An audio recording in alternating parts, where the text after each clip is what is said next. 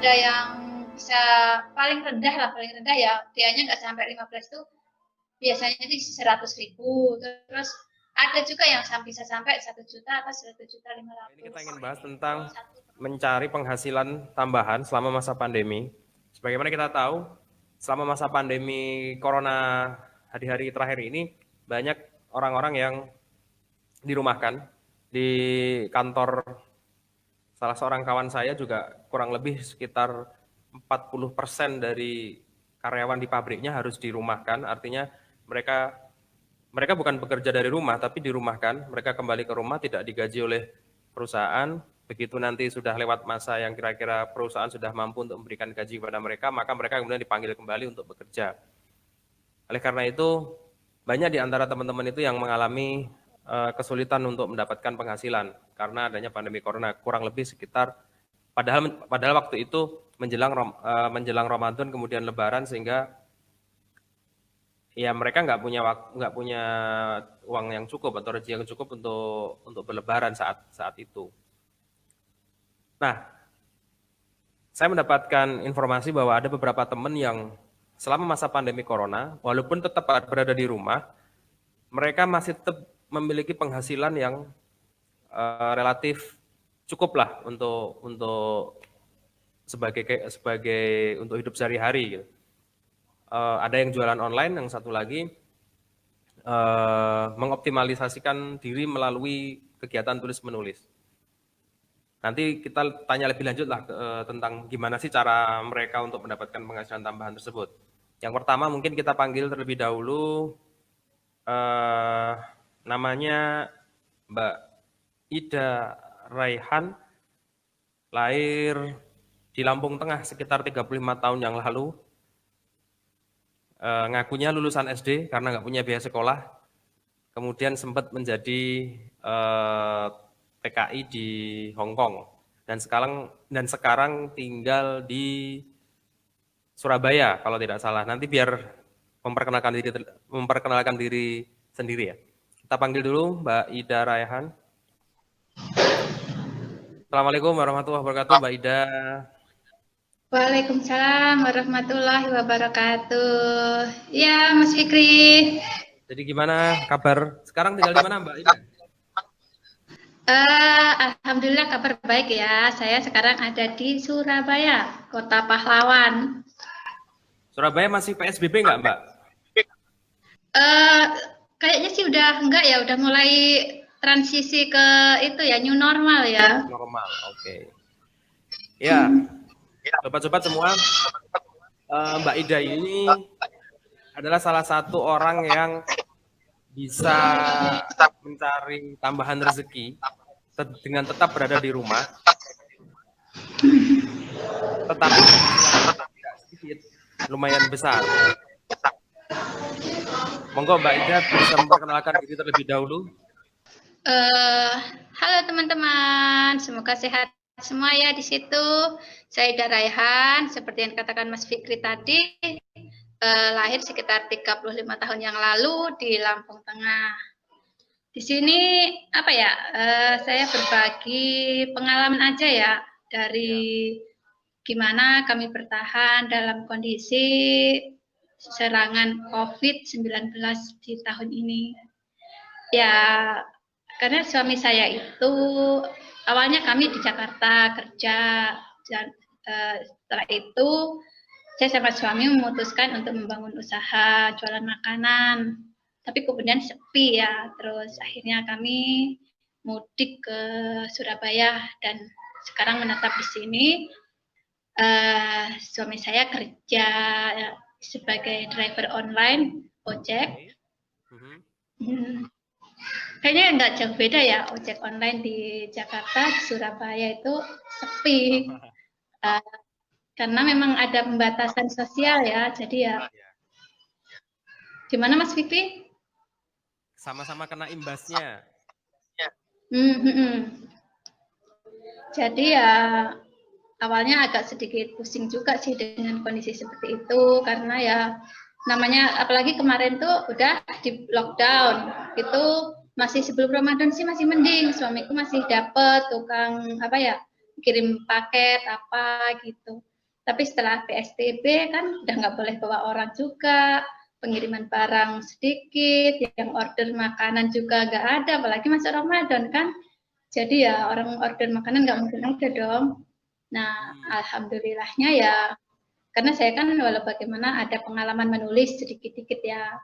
Nah, dari situ saya fokus aja nulis untuk konten website lah, untuk blog lah, atau dari orderan dari brand-brand kayak gitu. Ya alhamdulillah sih sedikit-sedikit bisa untuk gimana? Ya lanjut silakan Mbak. Ya itu tadi sih sebenarnya saya. Mbak Ida ini koneksinya jelek. Lanjut Mbak Ida silakan. Oke. Ya gitu ya. Jadi saya itu membantu suami sedikit-sedikit dari menulis untuk blog, dari konten untuk website, dari kadang juga ngebuzzer, jadi influencer dari brand-brand gitu. Jadi alhamdulillah bisa untuk jajan anak, jajan untuk diri sendiri, dan sedikit-sedikit bantu kebutuhan dapur.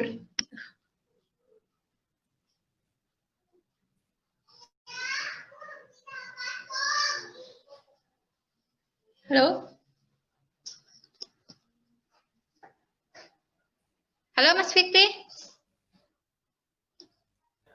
Ini.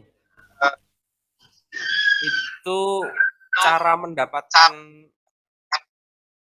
apa ya akses untuk kan Mbak Ida ini nyarinya lewat review produk atau review produk gitu ya Mbak ya?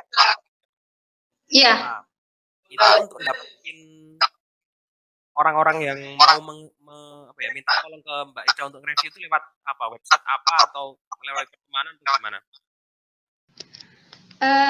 Itu awalnya sih saya juga kurang paham masalah itu ya. Cuma suatu hari itu saya baca postingan seorang teman yang dia kok dapat kerjaan dari nulis gitu. Terus saya tanya juga ke teman itu, gimana caranya Mbak kita bisa kenal dengan brand gitu supaya kita dapat job dari mereka. Terus sama teman ya diajarin harus gabung di sebuah grup kayak gitu, grup Facebook.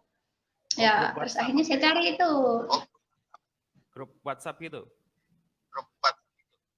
Enggak, awalnya pertama grup Facebook, terus setelah kita gabung di grup Facebook itu ada beberapa yang invite ke WhatsApp, grup WhatsApp, terus kadang ada yang nawarin job gitu, saya apply.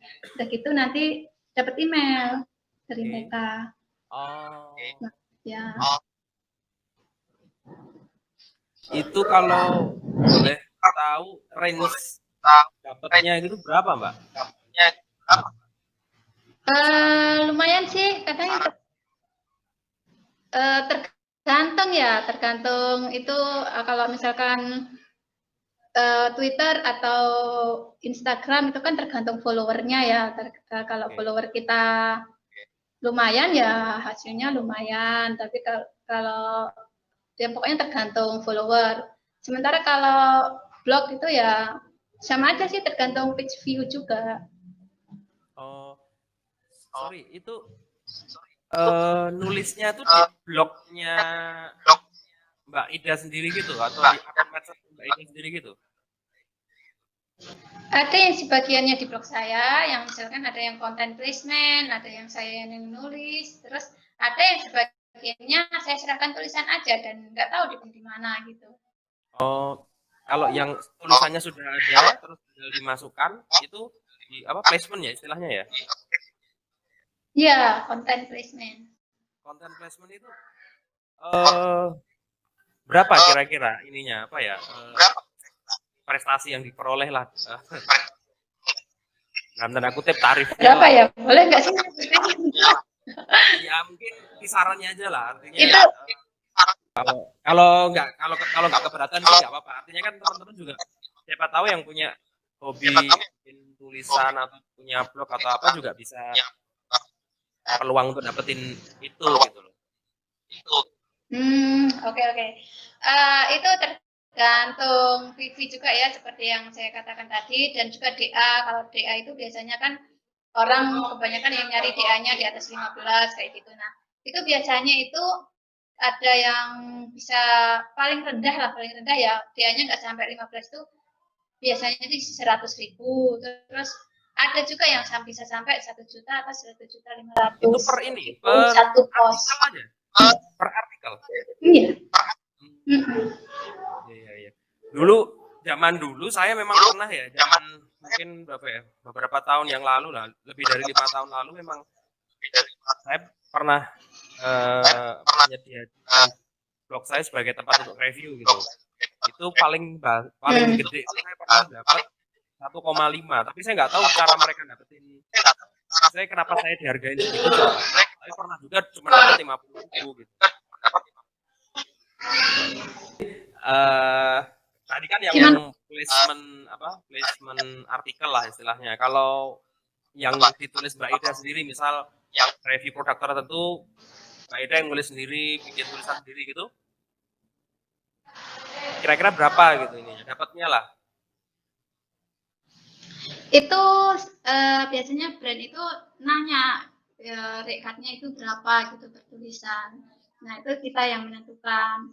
Kadang brand juga udah kasih tahu sih dengan harga sekian mau nggak gitu. Ya nggak jauh dengan sama kayak konten placement gitu, sekitar itu juga gitu. Itu produk biasanya yang sering di review itu produk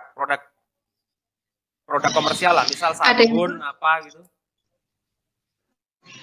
Ada macam-macam, ya macam-macam lah pokoknya dari apa ya, sama pokoknya ya banyak sih ya dari brand-brand gitulah. Ada yang asuransi dan sebagainya gitu juga. Hasil dari pendapatan nulis selama masa-masa kemarin itu bisa dibilang cukup gede nggak gitu untuk ukuran di rumah sambil nulis gitu, sangat lumayan atau hanya masih kecil gitu kalau menurut Mbak Ida? Kalau kata saya sih cukup ya, karena kalau di Surabaya sini mungkin ada apa ya, mungkin biaya hidup juga dibilang mahal ya mahal, tapi ya alhamdulillah selama ini belum pernah nggak makan gitulah ibaratnya. Jadi cukup aja gitu. Ya alhamdulillah kalau gitu. Iya, iya, iya. Ida, keluarga berapa orang? Anak ada 2, suami 1. Ya iyalah.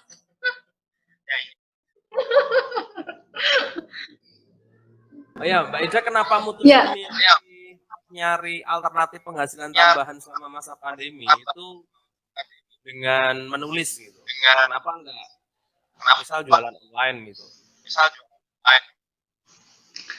Ada jualan online juga, tapi ya selama pandemi ini, saya ingat itu saya terakhir menjual produk yang saya pasarkan itu baru Februari itu. Sampai sekarang belum pernah menjual lagi.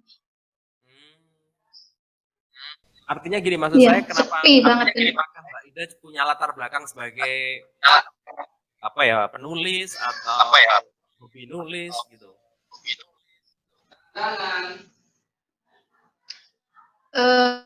Ya karena memang saya hobi nulis itu dari kecil ya sebenarnya. Jadi ya kalau memang di sini ada peluang, kenapa enggak gitu. Lagi walaupun sebelum ada pandemi ini, sebelum saya tahu kalau blog itu bisa menghasilkan apa, saya kan masih tetap aktif gitu menulis di blog. Memang kalau itu saya udah lama nggak nulis. Oh, Mbak Ida gabung di komunitas penulis gitu atau apa gitu barangkali? Atau pernah mungkin?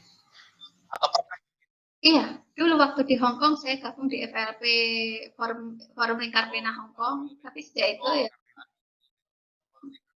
ya cuma kan terus ada zonasi, jadi ya setelah saya pulang ke Indonesia udah nggak bisa lagi. Maksudnya zonasi gimana? Dia pakai sistem zonasi. Jadi kalau memang mau jadi anggota FLB Hong Kong ya harus tinggal di Hong Kong. Atau sekarang saya di Surabaya ya harus gabung di FLB Surabaya kayak gitu. Berarti dulu Mbak Ida itu maaf ya, saya pernah jadi TKI di Hong Kong berarti ya? Ya, jadi babu saya dulu di Hong Kong. Berapa tahun? Dari tahun berapa sampai tahun berapa? Dari 2004, saya ingat banget itu saya terbang tanggal 7 April 2004, lalu kembali ke Indonesia 20 Oktober 2010. 6 tahun setengah. Lumayan. 6 tahun nggak pernah balik ke tanah air, nggak pernah Indonesia, ke Lampung? Ada pulang sekali. 2006 saya pulang. Di situ belajar nulisnya makin intens waktu di Hong Kong gitu ya? Iya. Sempat pernah nerbitin buku atau apa gitu nggak? Kalau yang pernah ya, yang solo 1, terus ada yang duet, ada yang bertiga, dan kebanyakan antologi keroyokan sama teman-teman di Indonesia. Kalau dari hasil tadi yang apa nulis jadi buku atau apa baik itu yang keroyokan maupun solo, secara penghasilan dapat nggak? Kalau yang antologi itu dapat sih, tapi kan ya namanya antologi kan nggak seberapa gitu ya, dan kadang itu teman-teman ya kalau dimintain rekening untuk antologi itu terus ya udah nggak usah aja lah mbak, orang segitu kan kalau dibagi kayak apa sih kayak gitu kan. Cuma kalau yang solo, yang duet itu alhamdulillah bisa beli kendaraan. Dan saya ingat yang novel solo saya juga, saya bisa beli motor buat adik kuliah, buat adik sekolah bukan kuliah ya. Itu sorry, dapat apa tadi bahasanya? Katakanlah salary atau apa ya dari hasil nulis itu sekali dapat selesai atau kayak royalti ya, kayak royalti kan dapat per bulan atau per apa gitu?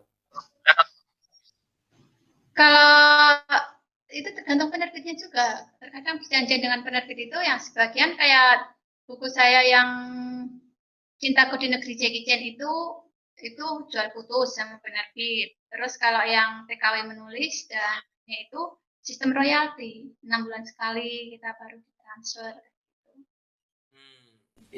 Kalau secara sorry ini buka dapur aja sih kalau mau jawab ya. Kalau dihitung-hitung gitu, kalau dihitung-hitung itu kira-kira lebih enak yang sekali putus atau model royalti per 6 bulan di penulis? Ada plus minusnya ya. Kalau misalkan yang jual putus itu kan kalau kita terdesak keuangan kita bisa langsung dapet gitu dan ya, tapi kalau yang royalti itu kayaknya kita kayak masih punya tabungan gitu. Oh, nanti next 6 bulan kita masih ada uang kok, masih dapat kayak gitu. Jadi ya ada plus minusnya. Kalau dari sisi nominal nih, nominal gimana ya? Dari sisi nominal. Kalau yang putus kan dapat udah selesai kan? Kalau yang royalti kan masih berjalan sampai sekarang atau sesuai dengan kalau dia masih cetak gimana? Ya kalau selama masih cetak dan masih ada pembeli aja. Kalau sekarang kan itu saya nulis kan udah dari tahun berapa itu? 2010. Jadi sekarang orang mungkin juga udah lupa sama itu buku. Jadi ya udah gak ada royalti lagi. Total royalti yang tadi sistem royalti kalau dihitung-hitung nih secara nominal ya, secara nominal lebih banyakkan yang royalti total atau yang sekali putus? Kayaknya banyakkan yang sekali putus deh. Oh. Tapi ini juga kayaknya tergantung penerbitnya ya. Karena ketika itu saya agak lumayan kalau yang jual putus. Cuma kalau sekarang ini kalau saya lihat dari teman-teman cerita satu buku dapat sekian gitu, agak sedikit kaget sih kok beda sama saya dulu gitu. Maksudnya gimana? Sekarang lebih parah lagi, lebih susah lagi atau gimana? Kayaknya kalau dulu itu saya satu buku itu bisa lumayan gitu dapatnya kalau yang jual putus. Kalau sekarang itu kayaknya hanya bisa untuk biaya dapur, kebutuhan dapur sebulan. Kalau dulu bisa buat beli motor, sekarang Apa mungkin karena ya sekarang mungkin tergerus dengan teknologi gitu, jadi mungkin peminat buku udah mulai berkurang. iya Oke udah Mbak, kalau beralih ke ya, kalau saya bandingkan dengan ini, maksudnya gini, kalau zaman 10 tahun lalu ya, berarti tahun 2004 sampai 2010 ya. Nah, sampai tahun 2010 itu kan dapat dari nulis buku kan. Sekarang lewat review apa di blog, di Twitter dan segala macam. Kalau dari sisi nilai kayaknya lebih banyakan yang review ya. Enggak juga. maksudnya gimana ya? Enggak, maksudnya gini. Kan dulu yang 6 tahun waktu di Hong Kong kan Mbak Ida tuh bikin lewat bikin apa ya, bikin tulisan kemudian jadi buku kan.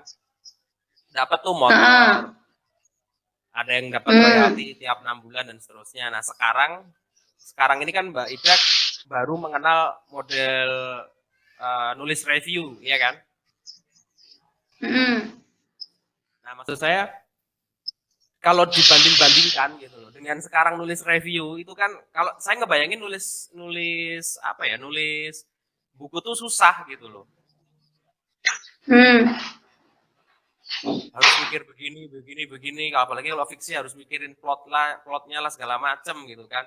Dapatnya segitu, tapi sekarang begitu dapat apa itu yang review kan placement artikel aja, jadi ada artikel dikirim lewat email atau lewat apa, terus tolong ini masukin ke blog kamu, begitu ditaruh dapat minimal sekitar 100.000 kurang lebih tadi kan gitu, atau kalau blognya rame atau webnya rame bisa dapat sampai 1 juta kan, artinya kan lumayan gede gitu loh.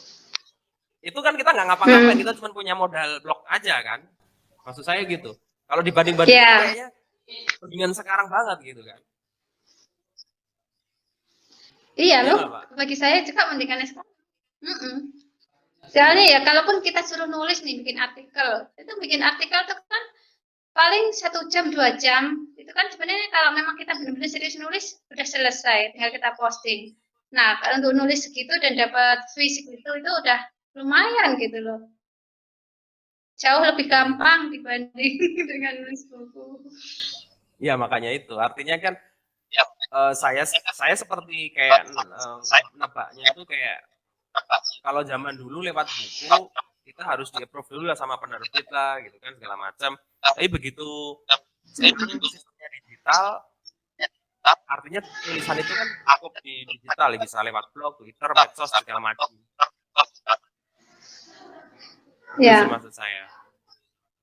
Iya. Oke Mbak Ida ada ini nggak ya? Ada kayak saran atau apa buat teman-teman yang barangkali tertarik pada dunia itu gitu. Misalnya kayak anak-anak kuliahan atau jangankan anak kuliahan, saya aja tertarik gitu. Saya punya blog, ada orang datang, Mas ini tolong placement artikel 100.000, kalau misalnya ada 30 perusahaan aja lumayan dapat 3 juta misalnya gitu. Itu gimana Mbak? Harus gabung di grup apa? Oke. Apa gitu? Oke. Ini sebenarnya saya tuh lebih condongnya ngajakinnya itu kepada ibu-ibu rumah tangga ya. Soalnya kan ada banyak teman saya itu yang ngeluh gimana keuangannya sekarang. Sebelumnya aja udah ibaratnya susah, terus sekarang lagi ditambah ada pandemi corona ini, jadi mereka tuh semakin kesulitan untuk biaya kehidupan gitu loh. Makanya saya tuh sering ingin ngajak teman-teman itu yang bisa nulis juga aktif lah ngeblog gitu, karena di blog itu juga selain kita sebagai terapi juga bisa menghasilkan pundi-pundi rupiah gitu loh, dan itu sangat membantu untuk kebutuhan dapur kita gitu. Kalau itu aja sih, dan sebenarnya ada ininya nggak? Ada semacam kayak website atau fanpage atau grup apa yang harus diikutin gitu misalnya? Kalau ada di grup itu grup Facebook itu coba cari lah, grup freelancer Indonesia atau pokoknya freelancer gitu, pokoknya yang berhubungan dengan itulah, freelancer. Kalau saya freelancer Indonesia deh. Saya itu agak kurang perhatiin. Iya, Facebook. Atau gini aja, nanti kalau ada teman-teman yang barangkali sedang nonton, lihat, tertarik, nanti bisa kontak Mbak Ida gitu aja ya. Oh iya iya itu juga bisa di Facebook saya Ida Raihan, kalau Instagram Ida Raihan sama semua Ida Raihan. Ya, Ida Raihan disambung. iya sambung Ida Raihan langsung aja. Instagram, Twitter semua itu. Kalau Facebook ya pasti bisa ya Ida Raihan. Yang kayak gini. Itu. Iya, ya itu. Ya teman-teman yang barangkali berminat untuk ikut sebagai reviewer di blog atau medsos bisa nanti coba kontak ke @idaraihan, itu udah ada tulisannya di situ. Nanti bisa chatting-chatting, nanya-nanya dulu gimana sih cara-caranya dan segala macam. Nah, Ida, barangkali ada yang mau disampaikan lagi nggak sebelum ke tamu selanjutnya? Kayaknya itu aja sih. Mungkin ya untuk teman-teman yang para ibu-ibu rumah tangga tetap semangat. Pokoknya apapun usahamu pasti kalau sungguh-sungguh akan menghasilkan. Semoga di musim pandemi ini kalian tetap bisa bertahan. Amin, amin, amin. Ya, makasih Mbak Ida atas sharingnya yang sangat bermanfaat tadi. Salam buat suami dan anak-anak. Oke. Terima kasih karena telah memberikan waktu yang Siap. harganya. Oke. Oke. Terima kasih teman-teman. Ya, sama-sama Mbak. Waalaikumsalam. Ya, teman-teman.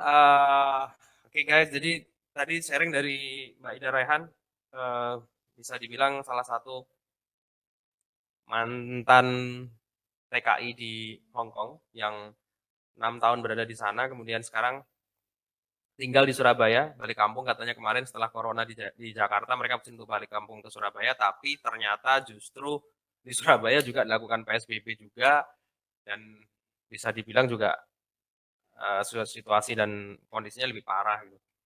Dan akhirnya bisa mencari apa ya, setelah berusaha bisa dapat rezekinya melalui nulis satu hobi yang lama ditekuni oleh beliau ketika di Hong Kong dulu gitu. Jadi oke, buat teman-teman semua yang kira-kira saat masa-masa pandemi ini sedang mengalami kesulitan, keuangan khususnya, jangan pernah menyerah. Artinya kalau teman-teman memiliki kemauan, pasti ada jalan. Dan itu terbukti dari 2 orang Sri Kandi yang barusan tadi yang kami undang. Yang pertama Mbak Ida Raihan, yang kedua Mbak Bilkis Kamila. Mereka bisa membuktikan bahwa ternyata walaupun di masa pandemi ini untuk nyari penghasilan itu banyak sekali jalannya. Jadi jangan buru-buru melakukan bunuh diri atau segala macam, karena kemarin baca di medsos itu ada beberapa cerita yang gara-gara corona dirumahkan segala macam, kemudian stres berat segala macam sampai akhirnya memutuskan untuk bunuh diri. Sangat disayangkan sih, kenapa maksudnya teman-teman orang-orang itu harus mengakhiri hidupnya dengan cara yang seperti itu. Jadi semoga sharing tadi Mbak Bilkis dan Mbak Ida tadi bisa memberikan pencerahan kepada kita, memberi motivasi kepada kita bahwa kalau ada kemauan, insya Allah selalu ada jalan. Terima kasih teman-teman semua yang mau menyimak podcast kali ini, ngobrol jauh via online. Kalau ada kritik dan saran bisa disampaikan di kolom komentar. Silahkan ikuti channel YouTube saya, Ahmed Fikri Kreatif, cari aja di situ, kemudian beri like, komen, dan jangan lupa subscribe serta share kalau ada yang manfaat. Kalau tidak ada manfaat, kasihlah kami masukan. Kira-kira masukannya apa? Sampaikan melalui kolom komentar. Sekian dari saya, sampai jumpa di dalam pertemuan yang akan datang, dan dimanapun Anda berada, saya ucapkan selamat malam. Assalamualaikum warahmatullahi wabarakatuh. See you guys.